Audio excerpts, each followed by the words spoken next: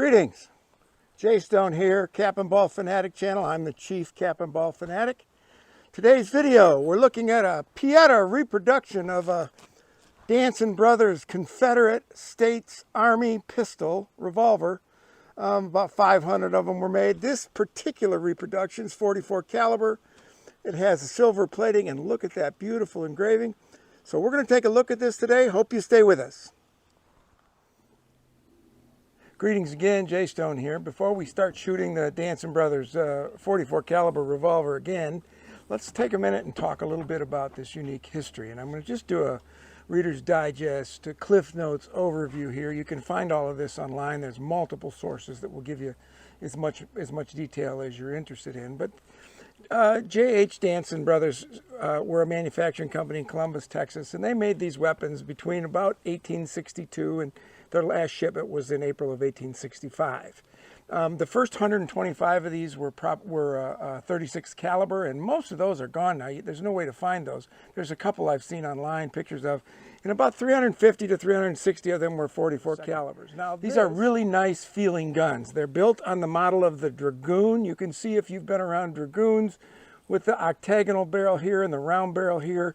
They made the cylinder smaller and they put it on an 1851 Navy grip frame.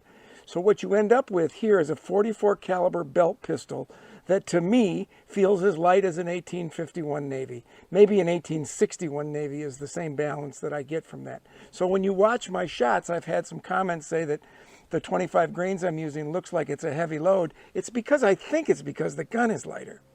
So what makes these things iconic, and I'm going to stand up here, and easy to recognize, is two things. The flat frame, okay, and if I turn this way, the lack of a recoil shield. Now, if you think about your Colts, there's a recoil shield on both sides here that sticks out this way, and that's where you add your caps. This has a flat shield, so your caps are right there.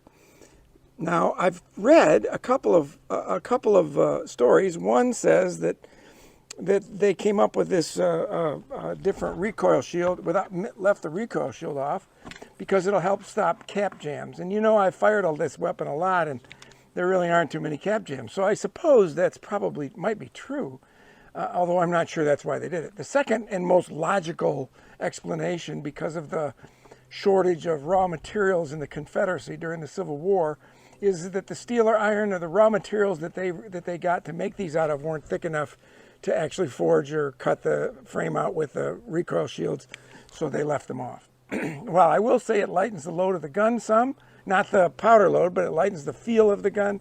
This is a nice light revolver.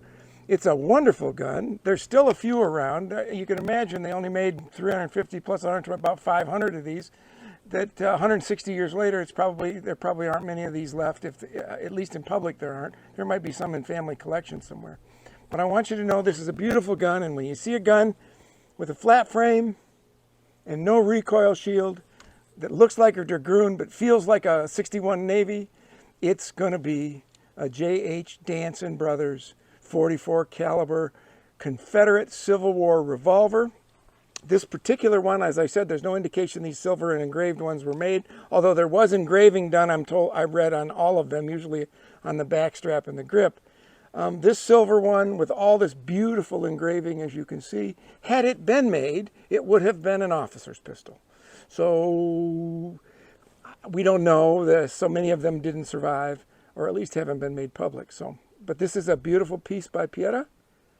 And that's my Reader's Digest version of the history of the J.H. Danson Brothers 44 caliber revolver. Now let's get back to shooting.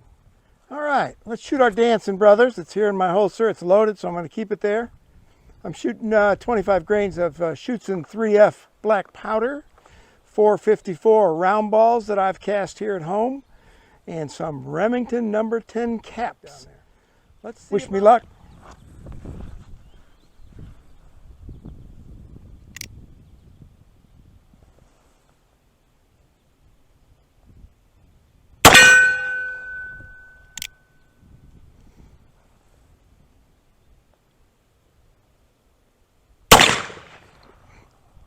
Uh-oh.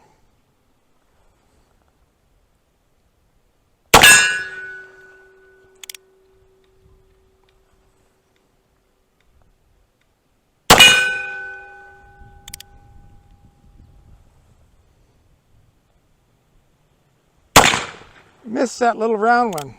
One shot left.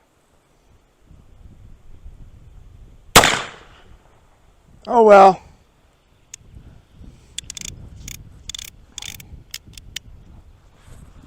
Wish I could say that the gun was getting fouled. Wind just got my camera. Wish I could say the gun was getting fouled, but guess what? That might be operator error. So let's continue on.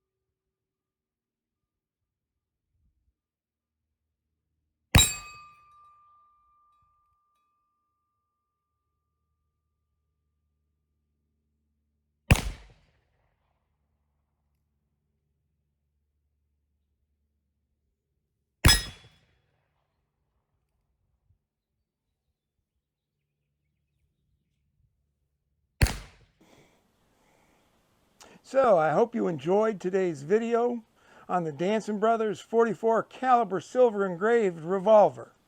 I'm Jay Stone. I'm the host of the Cap and Ball Fanatic channel. Thank you for tuning in. Please like, share, and subscribe, and we'll see you down the road the next time. Take care.